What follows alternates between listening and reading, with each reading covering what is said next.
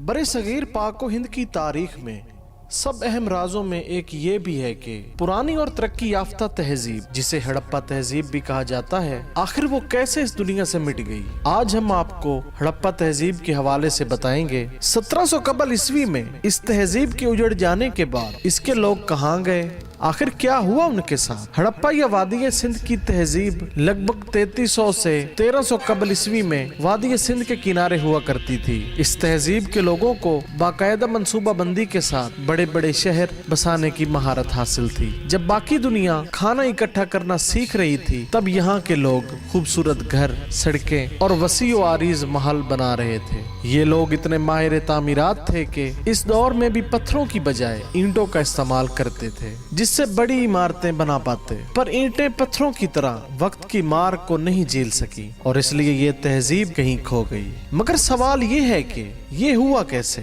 कुछ लोगों का मानना है कि वादी सिंध में सिलाब आ जाने की वजह से ऐसा हुआ। इनकी तबाही की वजह को अभी तक कोई समझ नहीं पाया। हड़प्पा तहजीब की शुरुआत 1900 कबल ईस्वी हुई और 1300 कबल ईस्वी तक पूरी तरह गायब हो गई, जिसका मजहब हिंदू था और संस्कृत जबान थी। इस दौर की ये सबसे जदीद जबान थी। कुछ माहिरीन का मानना है कि ये आर्या कौम के हमले की वजह से हुआ, मगर गौर तलब बात यह है कि पूरी आबादी इस हमले में किस तरह गायब हो गई। इस बात का अंदाजा मोहनजोदड़ो से मिलने वाले कुछ पुराने ढांचों से मिलता है।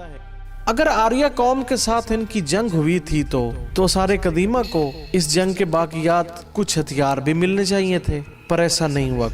कुछ माहिरीन का मानना है कि जब आर्या कौम ने हमला किया तो हड़प्पा के रहने वाले कहीं रूपोश हो गए। मगर ये कैसे मुमकिन है कि वो अपने पीछे कोई निशान न छोड़ गए हों। सवाल और भी हैं कि हिंदुस्तान की पुरानी किताबें इस तारीख का पूरी तरह पर्दाफाश करने से क्यों कासिर हैं। अपने वक्त की सबसे तरक्की याफ्ता तहजीब कहीं खो जाती है। क्यों और कैसे आज भी एक राज है।